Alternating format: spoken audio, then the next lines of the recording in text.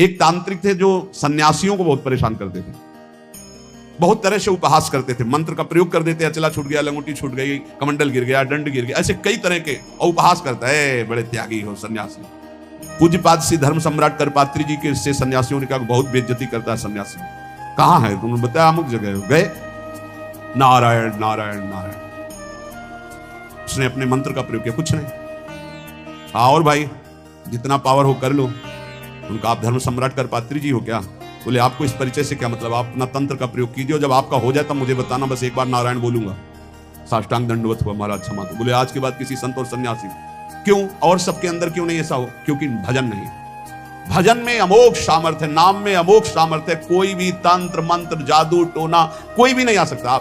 आप अकेले नहीं हैं, आपके आसपास शक्तियों की सुरक्षा है। आप क्या समझते हो? आप श्री जी के गोरे चरणारविंद की शरण में हो तो श्री जी के चरणों में सुदर्शन चक्र, श्री जी के चरणों में कौमुदी की गदा, श्री जी के चरणों में सब जो चरण चिन्ह है वो किसके लिए हैं? हमारे लिए ही तो है। हम भक्तों की रक्षा के लिए हुए हैं। श्री राधिका चरणारविंद की उपासना करने वाले उपासक की सुरक्षा चरण चिन्ह करते हैं।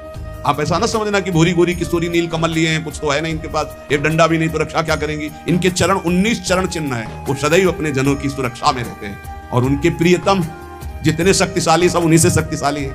इसलिए निर्भय, निश्चिंत, निशोक। हाँ, अगर कोई प्रारब्ध भोग है तो वो अपने को भोगना है, मुस्कुराते हुए भोगना। ये नहीं मानना कि किसी ने कुछ कर दिया है, किसी की ताकत नहीं कुछ कर सके। भगवान नाम जापक का शरीर में जो दंड आता है, प्रारब्ध आता है, वो भोगना पड़ता है। यहाँ बरगदिया बाबा थे सेनपुर के बगल में, दूधी कगार के बीच में। वो गंगा जी में सदैव खड़े होकर भजन करते थे, तो कछुआ ने काटा। धीरे धीरे वहां सड़न पैदा हुई, कीड़ा पड़ गए, पूरे पैर में कीड़ा पड़ गया। डॉक्टर के पास जाने की रुचि प्राय एकांतिक महात्माओं की नहीं होती तब तक, जब तक भगवत आदेश नहीं होता तब तक उसे सहते रहते हैं। बड़े बड़े कीड़ा उनके पैर में देखे गए। भीषण कष्ट होता होगा, लेकिन वो कभी पीड़ित नहीं देखे गए। अब ये प्रारब्ध भोग था उनका, और वो पहले से कह रहे थे सब लोग आते हो, जिस दिन प्रारब्ध उदय होगा उस दिन कोई नजदीक नहीं दिखाओगे। तो इतना सड़न और इतना कि सब बाहरी केवल सुख सुविधा, सबको ये भ्रम हो गया कि इतने बड़े भजनानंदी कहे जाते थे, जब इन्हीं के पैर में कीड़ा पड़े सड़ रहे तो इनका भजन क्या। वो सिद्ध पुरुष थे, वो केवल अपने प्रारब्ध शरीर का क्षय कर रहे थे। तो ये कोई ऐसा ना सोचे कि किसी के ऊपर कोई अपना प्रभाव दिखा दे। ये उन्हीं के ऊपर दिखा सकता है जो भजनहीन है, भजन नहीं हो रहा। अगर भजन करोगे तो किसी की भी ताकत नहीं है कि आपको दुख पहुंचा सके। करे भक्ति भगवंत की और करे कबहु नहीं चूक, तो हरि रस में साचो रहे ये साची भक्ति मलूक। यदि सच्चे भाव से चलोगे, भगवान की भक्ति करोगे, नाम जप करोगे, तो हर समय भगवान की सुरक्षा बनी रहेगी, आपकी भागवतिक सुरक्षा बनी रहेगी। ये अनुभव होता है हर समय भगवान की सुरक्षा का। भक्त को अनुभव होता है भगवान मेरे पास है। जे तेरे घट प्रेम है तो कहीं कहीं न सुनाओ, अंतर्जामी जानिए अंतर्गत को भाव। सुमिरन ऐसा कीजिए दूजा लखे न कोय, ओठ न फरकत देखिए प्रेम राखिए गोय। ऐसा भगवान का भजन करो कि ओठ भी फड़कने न पावे, अंदर ही अंदर नाम चले, कोई जान न पावे तुम कितना नाम जप करते हो। अंतर्यामी भगवान का यदि चिंतन कर रहे हो तो किसी को बताने की, दिखाने की, जताने की जरूरत नहीं। और जब आप ऐसे भजन करोगे तो जहां जहां बच्चा फिरे तहां तहां फिरे जुगाए, कहे मलूक जहां संत जन तहां रमैया जाए। जैसे बछड़ा जहां जहां जाता है गाय रंभाती जाती है, ऐसे जहां भक्त चरण रखता है वहीं भगवान होते हैं आसपास। चिंता करने की जरूरत नहीं है। माला जपो न कर जपो, जिभ्या जपो न राम, ये उनका विश्राम पद है, उनका स्वयं का विश्राम स्थान है ये दोहा उनका। माला जपो न कर जपो, जिभ्या जपो न राम, सुमिरन मेरा हरि करे मैं पाया विश्राम। ये स्थिति है, ये स्थिति है, ये स्थिति है। हाथ से माला जपता हूं ना, जबान से नाम जप करता हूं। माला जपो न कर जपो, जिभ्या जपो न राम, सुमिरन मेरा हरि करे मैं पाया विश्राम। मैं खो गया हरि में, अब हरि ही स्मृति बन करके चल रहे। मैं हरि स्मृति, इस स्मृति के अभिमान का भी त्याग जो है वो ये स्थिति है। ये तुम न शुरू कर देना हाँ कि न माला जपो न कर जपो न जिभ्या जपो, अब मेरा हरि सुमिरन कर रहा है, ऐसा स्थिति की बात है। प्राय ये बातें ज्यादा पकड़ी जाती है सिद्धावस्था वाली। जैसे उसमें लिखा ना सुधा निधि में, लिखंति भुजमूल तो न खलु शंख चक्रादिकम विचित्र हरि मंदिरम। एक साधक मिले, अन्य कहीं सुने श्री हरिवंश ने कहा आज तिलक रचना नहीं, उसकी जरूरत नहीं। अच्छा सुधा निधि नहीं पढ़े आप? जी वो लिखन थे मुझे मूल तो खल संग चक्राधिकम हरिवंश महाप्रभु से बढ़कर। महाप्रभु तिलक लगाते हैं, राधा वल्लभ जी तिलक लगाते हैं, गुरु जी तिलक लगाते हैं। श्लोक याद है तुम्हें, और उनके स्वरूप को नहीं याद है कि स्वयं आचार्य तिलक लगाते, इष्ट तिलक लगाते, गुरुदेव तिलक लगाते। ये सिद्धावस्था बहुत जल्दी पकड़ी जाती है। क्या सुना बोले, माला जपो न कर जपो जिभ्या जपो न राम, लेकिन हर समय जपता रहूं विषयों को अभिराम। बड़े शोभा में है भोग, बड़े शोभा, इनका चिंतन। ये कहा है स्मृति की, स्मृति का भी त्याग, मैं स्मृति कर रहा हूं इसका भी त्याग, अखंड स्मृति चल रही। माला जपो न कर जपो जिभ्या जपो न राम, सुमिरन मेरा हरि करे मैं पाया विश्राम। मेरा हरि सुमिरन करे मैं विश्राम को प्राप्त हो गया। भगवान श्री कृष्णचंद्र जी महाराज अर्जुन जी से करुणा करके उपदेश कर रहे हैं। गेयः यह स नित्य सन्यासी, वही नित्य सन्यासी है। अपने लोगों ने सन्यास शब्द से समझ लिया है कि जो दंड ले लेता है, जो घर बार त्याग कर देता है, जो लाल कपड़ा पहन लेता है या जो पीले कपड़ा पहन लेता है, वही सन्यासी होता है। भगवान यहां सन्यासी की परिभाषा कह रहे, गेयः स नित्य सन्यासी यो न द्वेष्टि न कांक्षति, निर्द्वंदो ही महाबाहो सुखम बंधात प्रमुच्यते। हे महाबाहो, हे विशाल भुजाओं वाले, या जिनके बड़े महान होते हैं, गुरु या बड़े भ्राता, तो दोनों अर्जुन के बड़े महान हैं। भ्राता धर्मराज युधिष्ठिर हैं, गुरु जगत गुरु भगवान श्री कृष्ण है। इसलिए भगवान ने अर्जुन को कहा महाबाहो, तुम महाबलवान हो, तुम ऐसा कर सकते हो। क्या? किसी से द्वेष नहीं करना। सन्यासी कौन? ना द्वेष्टि ना कांक्षति, ना किसी से राग है, ना किसी से द्वेष है, और ना कोई चाह रह गई है। यह है कसौटी। पूज्य श्री सद्गुरुदेव भगवान जो बाल्यावस्था में स्वीकार किए थे, जिनकी पहली बार संसार से निकलकर शरण में हुए, वही अंतिम तक ले चल रहे हैं विविध रूप परिवर्तन करते हुए। उनका स्वभाव था, फलाहार करते थे एक बार 24 घंटे, और नारियल का खप्पर था। अब जैसे कोई भिक्षा लाया, आलू घिया ऐसे उबाल के, ऐसे नमक नहीं, बड़े कड़े नियम उनके सन्यास में। खप्पर ऐसे स्वामी जी डालें, खप्पर पलट गया। तो पहले बता दिया जाता था बोलना नहीं, पूछना नहीं। अब जैसे आपने डाला, स्वामी जी और, बस वहीं हाथ रखे, बस। कई कई दिन भूखे रहते, क्योंकि प्रायः लोग संसारी नहीं जानते, तो स्वामी जी डालें, बस खप्पर पलटा दे। नहीं, लाल चेहरा, इधर देखो तो एक एक हड्डी गिन लोगे। हर समय मंत्रागार में, प्रणो जप में, कोई अर्थ संग्रह नहीं, एक फूस की झोपड़ी, बड़ा कठिन तप। उन्हीं से संस्कार ये जीवन के बने कि एक भी श्वास भजन रहित नहीं जानी चाहिए। शुरू से संस्कार यही बना दिए पूज्य सद्गुरुदेव भगवान ने। गेया स नित्य सन्यासी यो ना द्वेष्टि ना कांक्षति, ना किसी से राग है, ना किसी से द्वेष है, और ना कोई चाह है। ये बहुत बड़ी बात है। यही कसौटी है साधु की साधना की। किसी भी प्राणी, पदार्थ, परिस्थिति, सिद्धांत से न द्वेष है और न राग है, द्वेष भी नहीं किसी से। सब भगवत स्वरूप है। ये सब मलिन अंतःकरण, ये वो इनका उनका, ये धर्म वो मजहब ये मजहब, एक ही है। हम सब परमात्मा के अंश, सब पूरा विश्व, हम सब परमात्मा स्वरूप ही हैं। अपने स्वरूप को भूलकर राग द्वेष में फंस गए, यही दुर्गति का कारण है। कोई अलग नहीं, कोई अलग नहीं, पूरे विश्व में कोई अलग नहीं। आप किसी महापुरुष की वाणी पढ़ के देखो,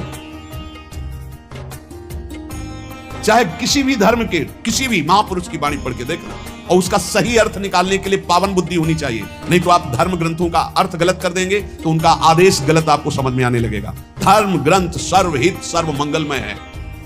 जो लिखा हुआ है, जैसे अपने यहां लिखा हुआ है, आताताई को मार देना चाहिए। भगवान श्री कृष्णचंद्र जी अर्जुन को कह रहे हैं, इस समय अश्वत्थामा ने 5 ब्रह्मास्त्र चलाए पांडवों के लिए और 1 ब्रह्मास्त्र गर्भस्थ शिशु के लिए। उसी समय गाय घोर आताताई गर्भस्थ शिशु को मारने के लिए ब्रह्मास्त्र का संधान, मार इसको, इस आताताई को बिल्कुल नहीं छोड़ना। और फिर क्या कहा? ब्राह्मणत्व से युक्त ब्रह्म ऋषि को कभी जान से नहीं मारना चाहिए। मेरी आज्ञा की पूर्ति की जाए। मारना भी है और मारना भी नहीं। ऐसा ही किया अर्जुन ने। मुंडन कराकर उनका ब्रह्म तेज छीन करके निष्कासित कर दिया, हो गया मारना, और जान से भी नहीं मारा। शास्त्रों की आज्ञा को समझना बड़ा कठिन। भजन के द्वारा सबकी बुद्धि शुद्ध हो, ऐसा सोचना चाहिए। भजन के द्वारा ना द्वेष्टि ना कांक्षति, ना किसी से राग ना किसी से द्वेष, और ना कोई चाह, वही सन्यासी है। बस इतने को पहचानो। भगवान कह रहे हैं गेया सानिध्य सन्यासी यो न द्वेष न कांक्षत। क्या है? किसी से द्वेष नहीं तो किसी से राग नहीं, राग द्वेष रहित और कोई चाह नहीं, यही सन्यासी का स्वरूप है। कितनी अंदर स्थिति है, इस बात को देख लो। ये भजन बल से जागृत होगी, क्योंकि जितना भजन करोगे उतने ज्ञान होगा, और ज्ञान से दिखाई देता है कि शरीरों से राग होता है, शरीर की क्रियाओं से ही राग द्वेष की उत्पत्ति होती है। अनुकूल क्रिया तो राग और प्रतिकूल क्रिया तो द्वेष। और जितनी चाह है वो सब शरीर को लेके होती, स्वरूप को लेके नहीं होती। अगर साधु होकर के कामना है कोई, किसी भी तरह की कोई कामना, वो अभी सन्यासी नहीं है। कोई भी कामना, कोई भी कामना नहीं। ये जगत उद्धार की भी कामना नहीं होनी चाहिए। भैया जगत उद्धार नहीं होना है, अपना उद्धार होना है, अपनी दृष्टि बदलनी है। सर्वम खलमिदम ब्रह्म, किसका उद्धार करना है? अपनी दृष्टि का उद्धार करना है। जो किसी भी प्राणी पदार्थ परिस्थिति की कामना करता है, कांक्षति, वो सन्यासी नहीं। किसी भी प्राणी पदार्थ वस्तु सिद्धांत किसी भी मजहब से द्वेष करता है, वो सन्यासी नहीं। किसी से भी द्वेष नहीं, किसी से भी चाह नहीं। निर्द्वंदो ही महाबाहो सुखम बंधात प्रमुच्यते। श्री भगवान कह रहे हैं साधना जब कोई साधक आरंभ करता है तो उसमें द्वंद्व रहता है। भोगों में सुख है कि भगवान में सुख है, यह प्रश्न बना रहता है साधक के अंदर। गुरुजनों की शरण में रहे तो बच जाएगा, नहीं तो बहुत ही खोखला हो जाता है। साधना के आरंभ में साधक के अंतःकरण में द्वंद्व रहता है। बहुत ध्यान से सुनना। आवश्यकता तो है हमें भगवत प्राप्ति की, लेकिन रुचि है हमारी भोगों में। इस रुचि के ऊपर शासन चाहिए, शासन। अगर शासन नहीं कर सकते आप, तो अपने आप को गुरुदेव के चरणों में समर्पित करके उनकी शास्त्र की आज्ञा के अनुसार शासन में बंध के रहे। और बिना इसके बंधे सामर्थ्य नहीं आती कि अपने आप को शासन में ले ले। नहीं तो आवश्यकता भगवान की, रुचि भोगों की है, सबकी सबकी आवश्यकता भगवान की है, रुचि भोगों की है। बस यही समस्या का समाधान नहीं हो पा रहा। साधना के आरंभ में साधक के हृदय में रहता है कि सत्संग करना, शास्त्र स्वाध्याय करना, विचार करना, नाम जप करना, ये परमात्मा प्राप्ति के लिए है। लेकिन वर्तमान में सुख भोगने के लिए जो मन इंद्रियां लालायित हो रही हैं, तो भोग ही से सुख मिलेगा ना। ये द्वंद्व बना रहता है। बहुत सुंदर बात है, और ये सबके अंदर बना रहता है। इसलिए साधक खूब भजन करना चाहता है, पर भोग और संग्रह को छोड़ना नहीं चाहता। भोग और संग्रह को छोड़ना नहीं चाहता। भजन से परमात्मा प्राप्ति, लेकिन जीने के लिए, सुखमय जीवन व्यतीत करने के लिए अच्छा खाना, भोगना, ये सब तो होना चाहिए। प्रायः हमें लगता है 100 में 95 और 5 ऐसे निकलेंगे जिनकी ये समझ में बात आ गई है कि भोग और संग्रह करने वाला कभी परमात्मा प्राप्ति कर ही नहीं सकता। और वो भगवान के वचन है। भोगैश्वर्य प्रसक्ता नाम तयापहृत चेतसाम व्यवसायात्मिका बुद्धि समाधो न विधीयते। भोग और ऐश्वर्य में जिसकी चित्तवृत्ति अपहृत कर ली गई है, उसकी बुद्धि कभी निश्चय नहीं कर सकती परमात्मा प्राप्ति का। तो 100 चलने वालों में 95 इस बात में फिसल जाते हैं कि भजन, साधन, पाठ, पूजा, दिनचर्या तो करेंगे, लेकिन मनोरंजन भी होना चाहिए। इंद्रियों को खान पान, भोग विलासिता, इससे रोज दिन आराम से कट रहा है। और वो ये नहीं जान रहे कि अंधा बटे पड़ा चबाए। ये जो हम कर रहे हैं, हमारी सारी साधना मिट्टी में मिल रही है। अब वो संग 2 प्रकार का करता है। एक करता है भागवतिक संग, जैसे सत्संग हो रहा है, और एक करता है भोगों वाला संग, क्योंकि उससे उसके मना इंद्रिय की पूर्ति होती रहेगी। और इससे सोचता है कि भगवान को मिल ही जाएंगे, पर वो बड़े कृपालु हैं, प्राप्ति तो हो ही जाएगी। अब उसके भावों में परिवर्तन, जब वो भोग भोगता है, क्योंकि भगवान के मार्ग का साधक है, तो उसके अंदर जलन पैदा होती है। गलत तो हो, ये ठीक नहीं। पक्का आप देख लीजिए, अगर थोड़ी भी भक्ति कर रहे हो, तो आप जब गलत भोग भोगोगे तो आपके हृदय में एक पश्चाताप होगा, एक घृणा होगा, एक जलन होगा, एक ऐसा लगेगा, हे भगवान कब मैं सुधरूंगा। ऐसा होने पर भोग भोगते समय भी वो अशांत रहता है, क्योंकि सत्संग करता है, साधन करता है, तो भोगों में उसे शांति कैसे मिल सकती है? उसके अंदर जलन होती, मैं गलत हूं। करते समय भी, भोगों को भोगते समय भी उसके अंदर रहता, मैं बहुत नीच हूं, मैं गलत हूं। ऐसा कैसे दूर हो, हे भगवान कैसे दूर? उस समय भी वो सुखानुभूति नहीं कर सकता। अब साधक के अंतःकरण में ये द्वंद्व बना रहता है कि भोग सही है या परमात्मा भजन सही है। इस द्वंद्व पर टिका हुआ 50 वर्ष निकल जाते साधना करते, 50 वर्ष निकल जाते हैं। और गुरु कृपा पात्र पहले ही सीढ़ी से काट के फेंक दिया उन्होंने। नहीं, भोग संग्रह ये सब नरक आदि की प्राप्ति के कारण निर्विकार भाव से भगवान के बहुत जल्दी लाभ प्राप्त। इसीलिए कहा है कि गुरु सेवा तज करहि जबान, यह है अधर्म यह है सभान, कान न रसिकन में रहा है। उसके हृदय में जो गुरु कृपा पात्र होता है, उसके हृदय में रहता है सांसारिक और भोग संग्रह तो सब भोग रहे हैं, अगर इससे तसल्ली होती तो सबको शांति मिल जाती। नहीं, मैं ऐसा गलत मार्ग अपनाऊंगा नहीं। वो परमात्मा तत्व की तरफ एक निश्चय करके निर्द्वंद होकर चल देता है। नहीं तो भाई आपको सच्ची कहते हैं, चलने वालों में 95% बैलेंस बना के चलते हैं, इतना तो चलेगा। और ये बात भगवान की भूल जाते हैं कि भोगेश्वर प्रसक्ता नाम तयापहृत चेतसाम व्यवसायत्मिका बुद्धि समाधो न विधीयते। वास्तव में संसार का बहुत जन्मों से महत्वंताकरण में बैठा है, इसलिए वो भोग बहुत प्रिय लगते हैं। आज सामने भोग उपस्थित हुआ, भोग लेते भगवान तो क्षमा ही कर देंगे। और भगवान कहा है हम स्वाम स्वरूपापे भ्यो मोक्ष श्यामी मां सूचा, अब ही एक बार गलती मान लेंगे भगवान से। और ऐसे को क्षमा नहीं मिलता, ध्यान रखना। क्षमा मिलता है कि अब लो नसानी अब ना नशई हो, ऐसे को क्षमा नहीं मिलता है, ऐसे का प्लस होता जाता है।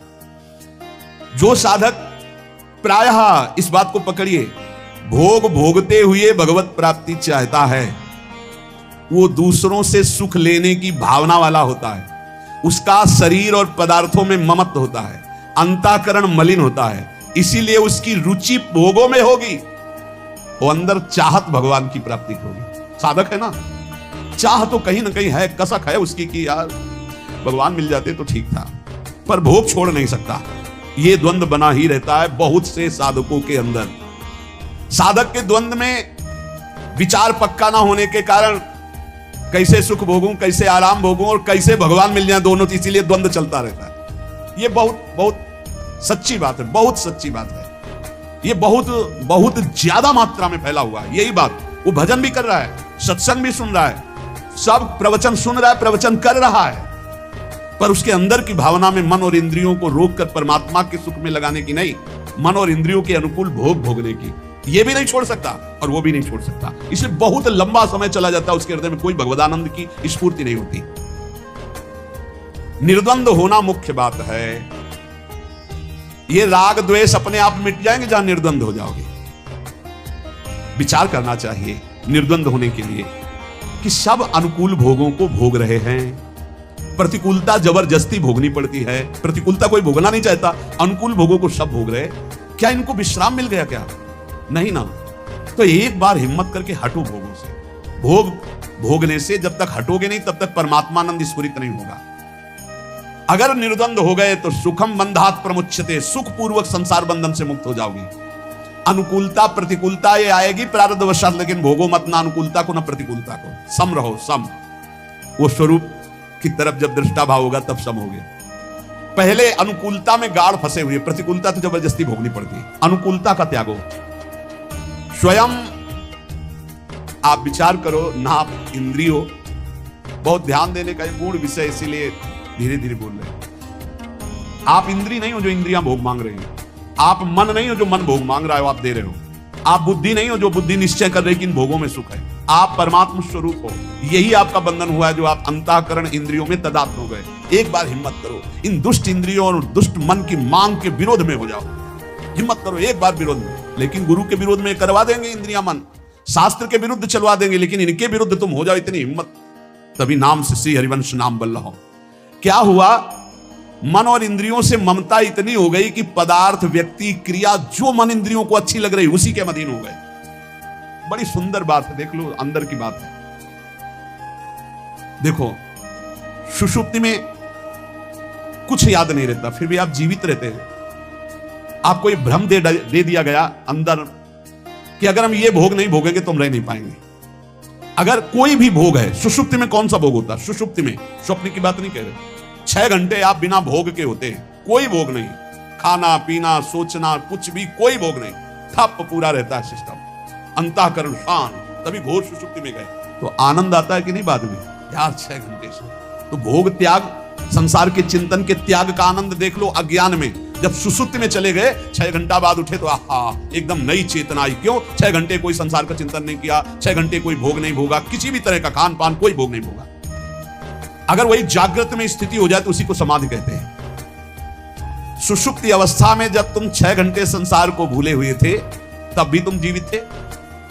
तो जागृत अवस्था में तुमने ये क्यों मान लिया कि मैं इन भोगों के बिना जीवित नहीं रह सकता, मैं नहीं रह पाऊंगा? क्यों मान लिया? इस प्राणी के बिना, इस शरीर के भोग के बिना, इस पदार्थ के भोग के बिना, इस वस्तु के बिना, इस नशा के बिना मैं नहीं रह सकता। ये है अपनी स्वतंत्र सत्ता को खोकर अधीन हो जाना भोगों के। ये अधीनता कब तक बनाए रखोगे? संसार का राग उत्पन्न होता है, नष्ट होता है, राग कभी स्थायी नहीं होता।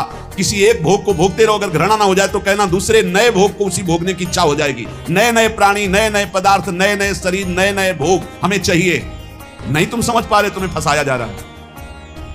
परंतु यदि परमात्मा प्राप्ति की अभिलाषा उत्पन्न हो गई तो ये कभी नष्ट नहीं होती, ये बनी रहती है, क्योंकि तुम परमात्मा के अंश हो। तुम्हारी अखंड स्थिति परमात्मा में है, उसे तुम भूल करके अंतःकरण और इंद्रियों में अपनी स्थिति को जो मान रहे हो, इसीलिए अभिलाषा बन गई भोगों की, इसको हटाना है। केवल इतना ही करना है कि इंद्रिय और मन से ममता हटाना है। इंद्रिय और मन से ममता हटाने का मतलब इंद्रिया मन जो गलत भोग भोगने की चाह कर रहे हैं, इनको नहीं पूरी करनी है। मैं नहीं हूं, अरे इतने में काम बन जाएगा। पर इतने हटाने के लिए नाम जप बहुत बढ़ाओ। जितना तुम्हारा राग कम होता जाएगा, उतने ही आपको अंदर ज्ञान का प्रकाश मिलता जाएगा। मैं जीत सकता हूं, आपके अंदर आने लगेगा। मैं जान गया हूं, ये अभी तक मुझे डरवा रहे थे, मैं इन भोगों के बिना भी रह सकता हूं। नहीं, बहुत डरवाते हैं, इसके बिना मैं नहीं रह सकता, इसके बिना मैं नहीं रह सकता। राग और द्वेष जितने भी साधन है सबको चाट जाता है। इसीलिए बोले इतने वर्ष हो गए भजन करते, साधना करते, कोई लाभ नहीं मिला, क्योंकि राग द्वेष है भोगों का।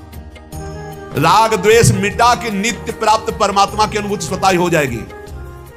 परिश्रम करना है केवल राग द्वेष मिटाने के लिए, इन इंद्रियों को भोगों से हटाने के लिए। भोग ने नहीं पकड़ा है, आपने भोग को पकड़ रखा है। बाहर जितना सुख भोगने की इच्छा करोगे उतना ही दुख मिलेगा। भीतर आकर के इनसे निरपेक्ष हो जाओगे, उतने ही सुखी हो जाओगे। इस जड़ शरीर और जड़ इंद्रियों में तदात्म होने के कारण ये भोग हमें परास्त कर रहे हैं, और इनसे अलग हो तुम, इतना अनुभव करो, इनके अधीन मत हो, अभी निर्द्वंद हो जाओगे। भगवान करें निर्द्वंद जो है वो सुख पूर्वक संसार से मुक्त हो जाता है। फिर सारांश में हम चाहते हैं भगवान से मिलना, पर रुचि हमारी भोगों में है। बिना भोगे हम जी नहीं सकते, ऐसा हमारे मन में कमजोरी बैठ गई है। चाहे वो खान पान नशा कुछ भी भोग प्रकृति का, बिना प्रकृति के भोग के हम जी नहीं सकते। नहीं, ये मेरा विषय नहीं है, मैं अविनाशी हूं। अब हमको इन्हें धर्म से चलाना है। शरीर पोषण के लिए धर्म पूर्वक विषय सेवन करना है। पहले अधर्म भोगों का त्याग करो, थोड़ा निर्मलता आएगी, फिर भोक्ता भाव का भी त्याग हो जाएगा। कोई द्वंद आपका स्पर्श नहीं करेगा। आप निर्विकार होकर परम पद में स्थित थे, स्थित हैं, स्थित रहेंगे, ऐसा अनुभव हो जाएगा। इसलिए सारांश फिर वही पुनरावृत्ति, सारे कर्म भगवान को समर्पित करो, कोई भी पाप कर्म ना बनने पावे, और निरंतर नाम जप करो। आप अपने आप गुणातीत हो जाओगे, आप द्वंद्वातीत हो जाओगे, आप योग क्षेम की चिंता से ऊपर उठ जाओगे, परमानंद में डूब जाओगे।